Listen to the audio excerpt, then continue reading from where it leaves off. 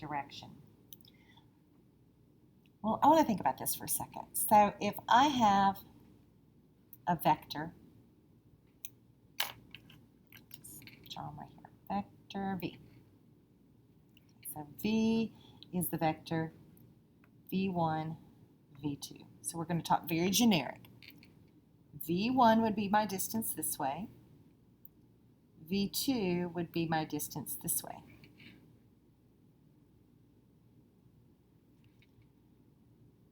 I want to remind you, the magnitude would be the length that way. Okay. Now, what if we knew the magnitude and we knew the angle?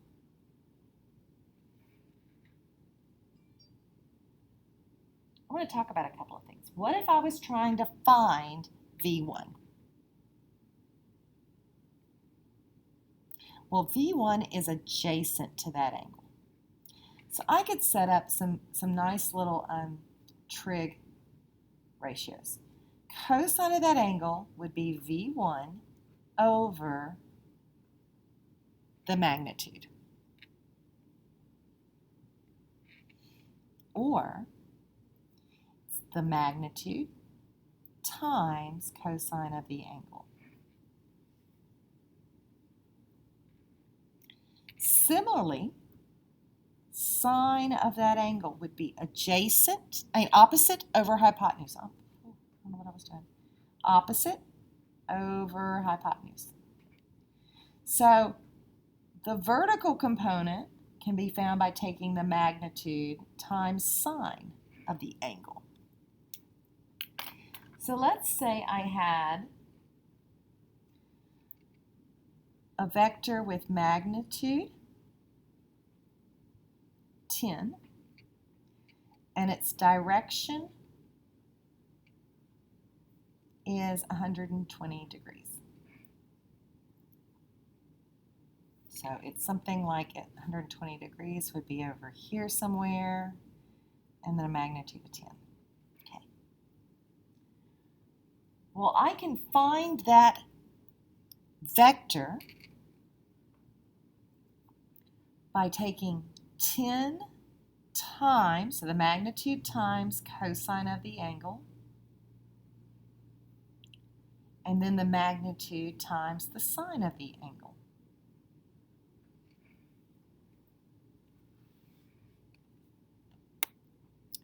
So I'm literally going to do 10 cosine 120.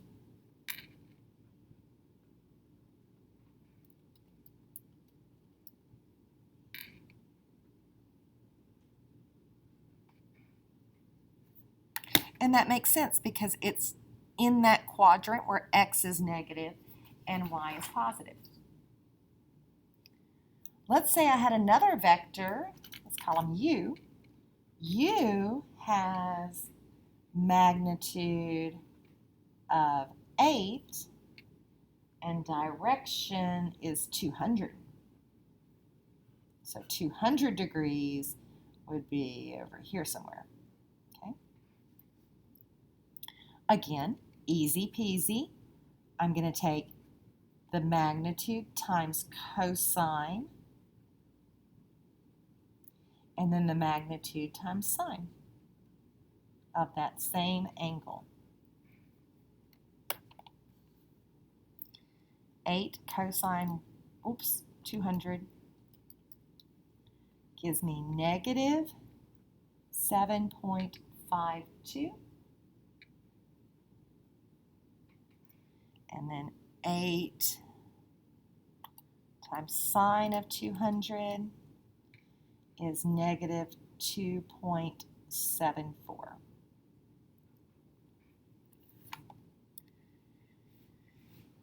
Now, what if Khan Academy said, well, give me u plus v then? Well, I would literally take u plus v. I'm going to add those two together.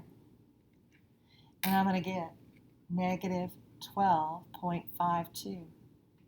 And this, ooh, I'm going to have to do that in the calculator. Negative 2.74 plus 8.66 is 5.92. And what if they said, well, what's the magnitude of that? Well, then I'd be plugging into the calculator the square root of the x component squared plus the y component squared. And since these are already decimals, I don't really care about being all like perfect.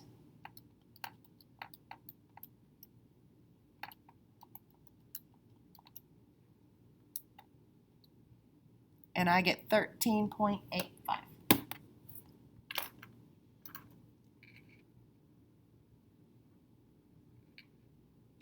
Then what if they said, well, what's the direction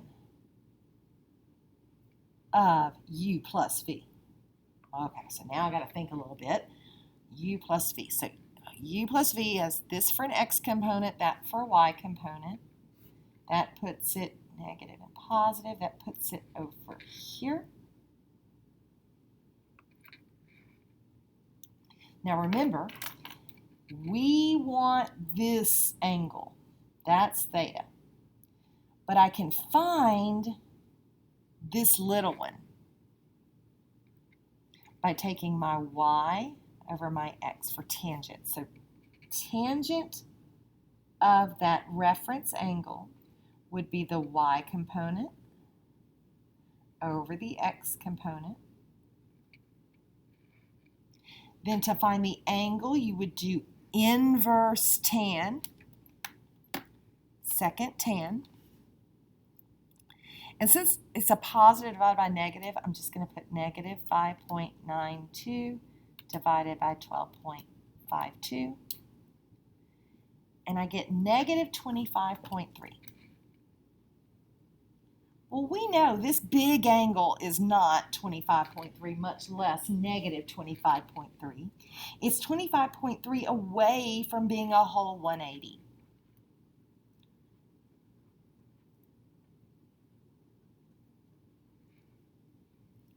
And that is 154.7.